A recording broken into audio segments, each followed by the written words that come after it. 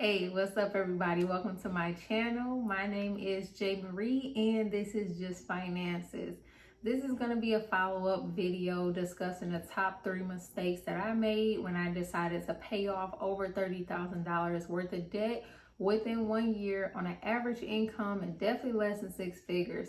So if you guys missed my first video detailing my story and the tips that I used to do so, be sure to check that one out first. The link will be down below. After that, let's get into it. Now, in deciding to pay off debt, just know, guys, that it's going to require some sacrifices. It's going to require giving up some things that you used to. And when I say that, I mean it might be giving up going out to eat for a short amount of time. It might be giving up getting your hair and nails done or going shopping for clothes. It's going to require some sacrifices. Make sure that you are mentally and financially prepared to go on this journey. But I will tell you that when you decide to become debt-free, that journey will be worth it. And know that these sacrifices only last for a short amount of time and can be resumed after the fact. All right, y'all.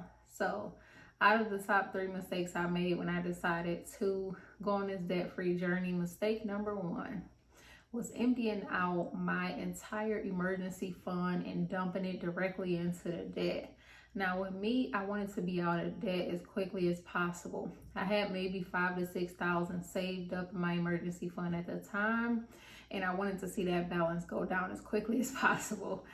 So I decided to take everything I had and dumped it directly into my debt. Mistake number 1. Now that is a mistake, I will say, because you always want to make sure you have something to fall back on, because life still happens. Emergency funds still happen. Emergencies still happen. Your car can still break down. You can still have a medical bill. You can still have a house emergency, lose your job, whatever the case is. Always make sure you got something to fall back on.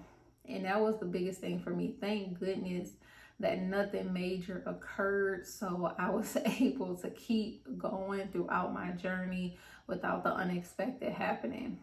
But guys, this isn't always the case.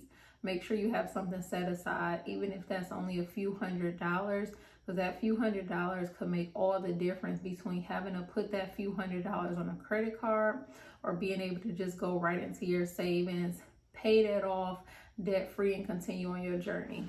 All right, that's mistake number 1. Please be sure to avoid this, guys, okay? Mistake number 2 was focusing solely on my debt.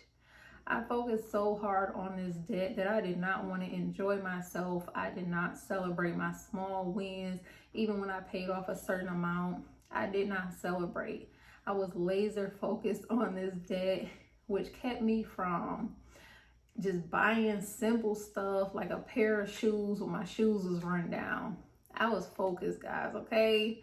Like, I was trying to get this out the way. So focused that I was newly married. This was the year of my husband and I, 1 year anniversary, and we decided to take an anniversary trip.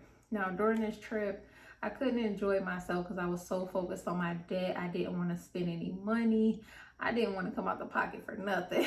If it wasn't something essential, girl was not spending it. So that's mistake number 2, was focusing solely on the debt and not celebrating even my small wins, guys. When you're going on this journey, make sure that you're celebrating your small wins, even if it's as simple as paying off a $100 credit card. Celebrate that. That's still one debt down, because it's going to help you stay focused and motivated to keep going by rewarding yourself with something small, of course, because we don't want to go back into debt. So make sure it's something small, but keep in mind, just celebrate yourself, reward yourself. Okay, now mistake number 3. If you guys refer over to my previous video, you know that I switched jobs during the last part of my debt payoff journey. And in doing so, I decided to take my whole 401k with me out the door. Now, my 401k had about $11,000, $12,000 at the time, and I decided to just withdraw everything. Now, in doing that, I missed out on that money growing over the last 3 years. Who knows how much that could have been at this time. So I ended up doing that. That was definitely an L for me. So guys, please do not sacrifice your 401k because that is for your future self. Do not use that future self money to pay off past mistakes with this debt, not your past self. That's going to be you. That's going to be used for the you that's already debt free. That money is going to grow and compound and do more for you than this debt ever could. So make sure that you guys do not touch that 401k when you're trying to get out of debt. Mistake number 3. Okay, guys, so I hope these tips were beneficial for you. Be sure to like and comment down below. Also, be sure to subscribe to the channel for more tips and tricks during your debt-free journey. And I'm going to be talking about things like saving, investing, building wealth ultimately.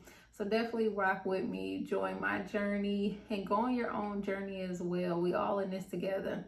Definitely comment down below and tell me some mistakes that you made throughout your journey and some things that you're trying to avoid. Until next time, thank you guys for watching.